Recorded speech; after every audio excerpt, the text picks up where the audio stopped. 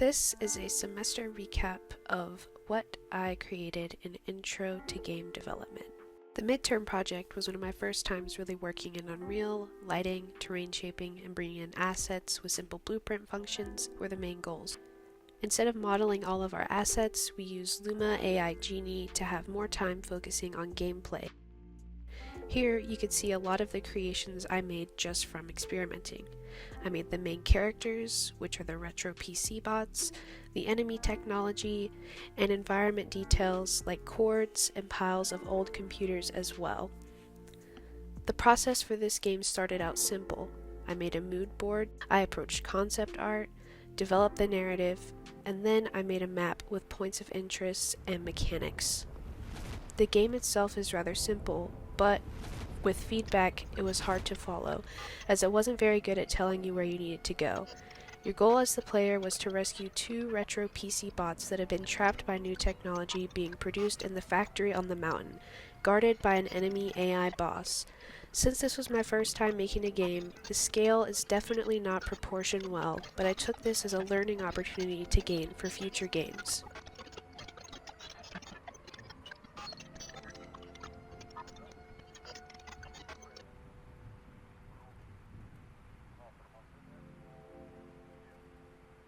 I also began working with blueprints, as you can see here. I followed tutorials on how to create a simple item pickup system that recognized how many items you had to correspond with a widget on screen using variables. The movement of the 2 bridges was represented within blueprints using relative location, vectors, and timelines to create ease within the vertical movements. I also worked with another student in my cohort to create a blueprint for a nav mesh system for the large enemy scene in the building on top of the mountain, as I did not want the enemy to be static. Damage was applied to the player when triggering certain enemies, and I created a health system so that the player will see their health decrease in a printout in the top left corner. Printouts were also made for player guidance and when a player picked up an item or saved a bot. I also experimented with sound design using the sound cue elements and tinkering around with delays.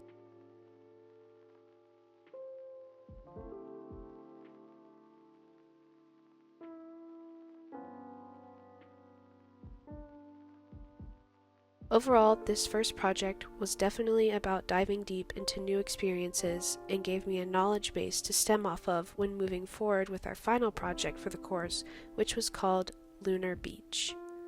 Environment design was a large part in the creation and development of Lunar Beach, and I think the process of development started there. As we began to think about our final game projects, we were assigned short time limits to sketch or write possible game ideas, 4 in total. The first game idea I had was a simple, low-poly farming game in which a player would be able to interact with plants and animals and tend to gardens or chop trees to gain experience. The idea was centered around illustrating sustainability within an environment and possibly the cause and effects that can happen from not being sustainable. The second game idea I had was rather random. I thought about a lone robot being trapped on a planet in space, and it is the player's job to assist this robot in making an escape with their broken down ship. By collecting parts, the player would help rescue the robot from their situation.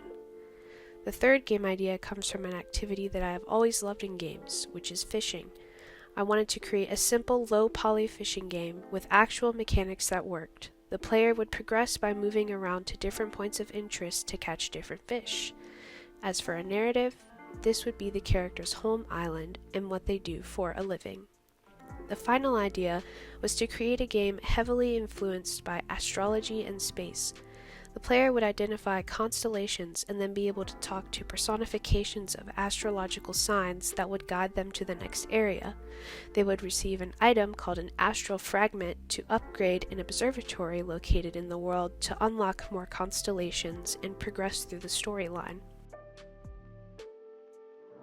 The final game idea I ended up going with was a combination of ideas 3 and 4, in which the player has arrived on a mysterious island that has been influenced by space. There are astral fish in the waters, and the player must collect them and find their hidden locations throughout the map. Once they collect what they need, the secrets of the island will then be revealed. From this idea, I developed a mood board of what I wanted the visuals to look like, and a map with points of interest for the player, including 3 fishing spots and an abandoned lighthouse guarded by a large fish that they would have to obtain a key from by getting hints through dialogue. The idea I originally had with actual fishing mechanics was a bit ambitious for me given my skill level, so I just had the player collect hidden fish around the map instead. Since we were on a much smaller timeline than the first project, I use assets from Polypizza, which is a website that specifically focuses on 3D low poly models that are free to use and uploaded by artists. I also use assets from places like Sketchfab and Fab through Unreal Engine for plants, trees, grass, and ground textures. Here are a few clips of gameplay from Lunar Beach that highlight the game's mechanics, sound design and triggers, and the overall environmental build of the world.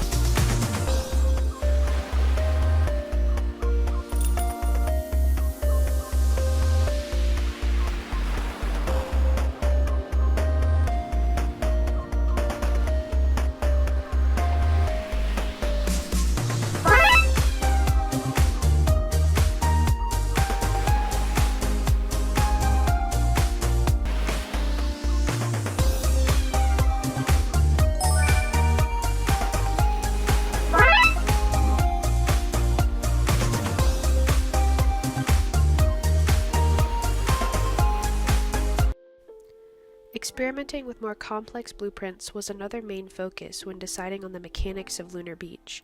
I was able to develop a more cohesive item pickup system than seen in the midterm game that actually corresponded with an inventory system, as well as printouts for the player as a notification that they had obtained the item. I was also able to create blueprints attached to an item that allowed the player to open a door. If the player triggered the collection of the item, they could press Q on the abandoned lighthouse door and it would open. If not, pressing Q did nothing, and they would have to find the item first through dialogue hints.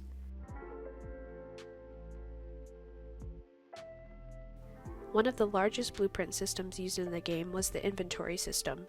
It corresponded with the blueprints of the first-person character and simply designed widgets so that the player would be able to press tab and see their updated inventory after picking up a fish. Using the same sound cue system as before and using free music and sound effects from Pixabay, the background game sound was designed in those elements. Sound triggers were also attached to items and interactive areas for better player immersion. I gained so many new skills from the creation of these projects within the course as an aspiring artist and game developer. I feel very hopeful about my future with Unreal Engine, and I'm very excited to start on what is next.